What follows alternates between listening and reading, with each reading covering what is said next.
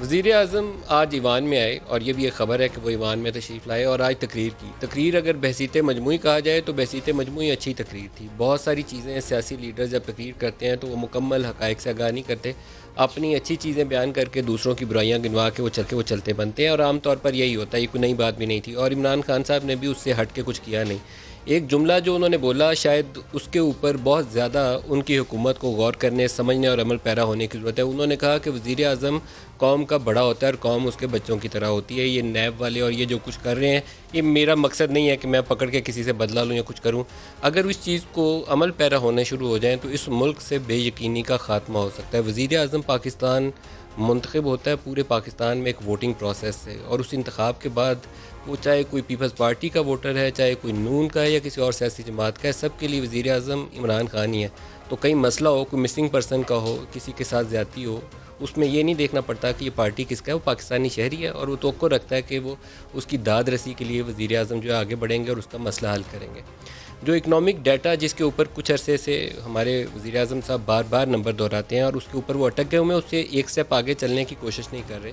ایک ان کا فگر بڑا پسندیدہ ہے، وہ کہتے ہیں جب انہیں حکومت ملی تو 30,000 ارب کا قرضہ تھا.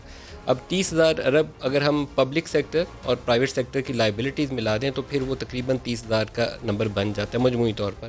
وہی ڈیفینیشن اگر پاکستان تحریک انصاف کی حکومت کے اوپر لاگو کریں تو وہ 30,000 سے بڑھ کر تقریباً 43,000 ارب کے اوپر پہنچ چکا ہے. اور پاکستان کی ہسٹری کے اندر کوئی ایسا عرصہ نہیں گزرا، لیس دین 2 ایئرس کا عرصہ ہے، یہ 5 سال کا بھی نہیں گزرا شاید اس طرح.